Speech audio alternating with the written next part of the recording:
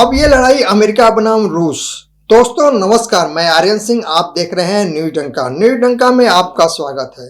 दोस्तों, वेनेजुएला के राष्ट्रपति और उनकी पत्नी सहित अपहरण के कारण विश्व भर में अमेरिकी राष्ट्रपति डोनाल्ड ट्रंप की जमकर किरकिरी हो रही है। वहीं दूसरी एक आवाज भी गूंजने लगी है कि क्या दुनिया फिर जंगल राज की ओर बढ़ रही है।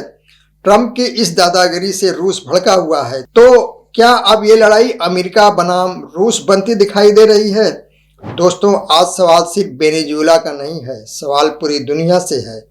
क्या अब किसी भी देश के राष्ट्रपति को उठा लेना जायज हो गया है।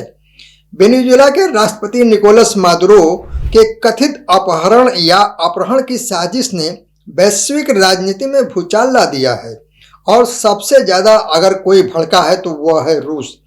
रूस साफ कह रहा है कि यह कोई मामूली घटना नहीं है, यह सीधे सीधे संप्रभुता पर हमला है, यह अंतर्राष्ट्रीय कानून की धज्जियां उड़ाने की कोशिश है। अब बड़ा सवाल, अगर यही काम रूस या चीन करता तो क्या अमेरिका ऐसे युद्ध नहीं करता। रूस का आरोप बिल्कुल सीधा है, अमेरिका और उसके सहयोगी देश उन सरकारों को गिराने पर तुले हैं जो उनके इशारे पर नहीं चलती। तेल चाहिए, सत्ता चाहिए, और अगर नेता नहीं झुके तो अपहरण, प्रतिबंध या तख्ता पलट। रूस इसे इराक, लीबिया, सीरिया की स्क्रिप्ट बता रहा है। पहले नेता को खलनायक बनाओ, फिर देश को अस्थिर करो, और अंत में लोकतंत्र बचाने के नाम पर दखल। मॉस्को की चेतावनी बेहद सख्त है। अगर आज मादुरो को उठाया जा सकता है तो कल कोई भी राष्ट्राध्यक्ष सुरक्षित नहीं है। यहाँ सवाल संयुक्त राष्ट्र से भी है। कहाँ यूएन है, कहाँ अंतर्राष्ट्रीय कानून, या फिर नियम सिर्फ कमजोर देशों के लिए ही बने हैं। रूस पूछ रहा है, क्या अब दुनिया के ताकत ही कानून है। क्या बातचीत, कूटनीति और संप्रभुता सिर्फ भाषाओं तक सीमित रह गई है। और इस पूरी कहानी के पीछे जो सबसे बड़ा कारण है वह है तेल और सत्ता।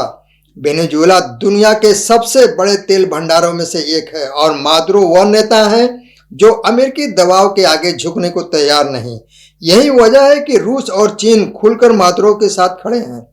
यह सिर्फ समर्थन नहीं, यह एक संदेश है कि अब एक तरफा दादागिरी नहीं चलेगी। विशेषज्ञ साफ कह रहे हैं, अगर हालात और बिगड़े तो रूस वेनेजुएला को सिर्फ बयान नहीं, स्ट्रेटेजिक और सैन्य समर्थन भी दे सकता है। और तब यह टकराव वेनेजुएला बनाम अमेरिका नहीं रहेगा, यह होगा अमेरिका बनाम रूस।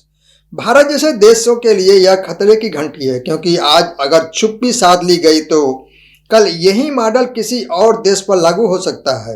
भारत ने सही कहा, बातचीत ही रास्ता है, दबाव नहीं। लेकिन सवाल यह है, क्या महाशक्तियां सुनना चाहती हैं। अंत में सीधा सवाल, क्या दुनिया अब उस दौर में लौट रही है जहां बंदूक और साजिश कूटनीति से ऊपर होगी। मादुरो का अपहरण एक घटना नहीं, एक चेतावनी है। और अगर अब भी दुनिया नहीं चेती तो अगला संकट और भी बड़ा और भी खतरनाक होगा। रूस की नाराजगी इसलिए भी गहरी है क्योंकि वह इसे अमेरिका की दादागिरी वाली विदेश नीति का हिस्सा मानता है। मॉस्को का आरोप है कि लोकतंत्र और मानवाधिकारों के नाम पर दूसरे देशों की संप्रभुता को कुचला जा रहा है। इस पूरे घटनाक्रम का असर सिर्फ लैटिन अमेरिका तक सीमित नहीं रहेगा। तेल बाजार, वैश्विक निवेश और अंतर्राष्ट्रीय सुरक्षा व्यवस्था सब कुछ इससे प्रभावित हो सकता है। विशेषज्ञ मानते हैं कि अगर हालात और बिगड़े तो रूस वेनेजुएला को राजनीति ही नहीं, सैन्य और रणनीति समर्थन भी बढ़ा सकता है। यह स्थिति सीधे तौर पर अमेरिका रूस टकराव को और तीखा कर देगी। भारत जैसे देशों के लिए यह एक चेतावनी भी है। आज वेनेजुएला है, कल कोई और हो सकता है। इसलिए भारत ने भी संयम बरतते हुए संवाद और कूटनीति के जरिए समाधान की अपील की है। अंत में सवाल यही है, क्या दुनिया ताकत की भाषा सुनेगी या फिर बातचीत और अंतर्राष्ट्रीय कानून की।